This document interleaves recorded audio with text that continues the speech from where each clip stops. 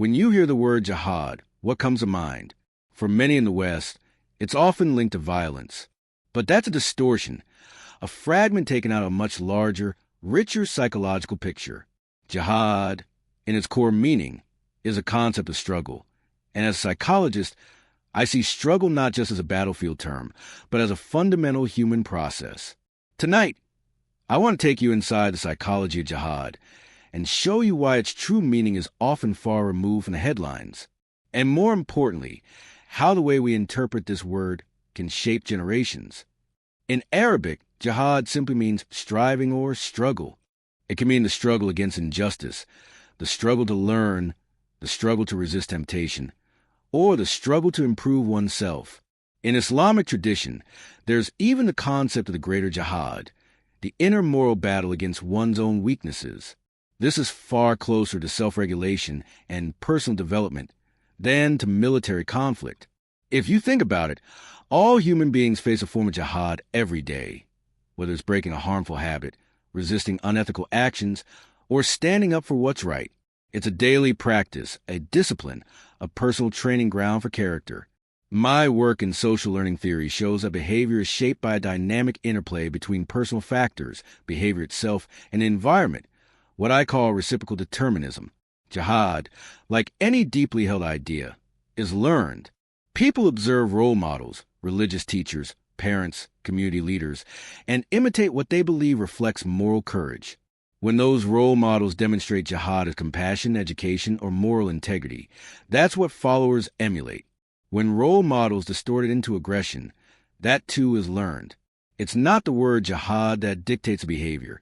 It's the models people see in action. But there's another psychological process we must confront: moral disengagement. This is when people convince themselves that harmful actions are justified, even righteous. Throughout history, political actors have hijacked religious terms to legitimize violence. By framing aggression as holy, they reduce personal guilt, dehumanize opponents, and transform moral rules into flexible tools. When jihad is stripped from its context and turned into a weaponized slogan, it ceases to be a struggle for self-betterment and becomes a psychological instrument of manipulation. The tragedy is, once moral disengagement sets in, empathy shuts down, and restoring becomes far harder. The inner jihad aligns perfectly with what psychology knows about self-control and moral agency. Humans are not passive products of their environment. We are self-reflective agents capable of guiding our own actions. In Islamic thought, resisting greed, anger, or cruelty is seen as a greater victory than defeating an external enemy. Psychologically, that's an exercise in self-regulation, choosing long-term ethical principles over short-term impulses. Think of it as strengthening the moral muscle inside you. The more you practice it, the stronger it gets. And like physical training, it's not a one-time effort. It's a lifelong discipline. Struggle isn't always solitary. In many Muslim communities, jihad means working together to solve collective problems: poverty, injustice, illiteracy, environmental harm. Social reinforcement plays a huge role here. When a community praises acts of integrity and service, it strengthens those behaviors. People want to be respected and valued. The key is ensuring the model of jihad people see is one of uplift, not destruction.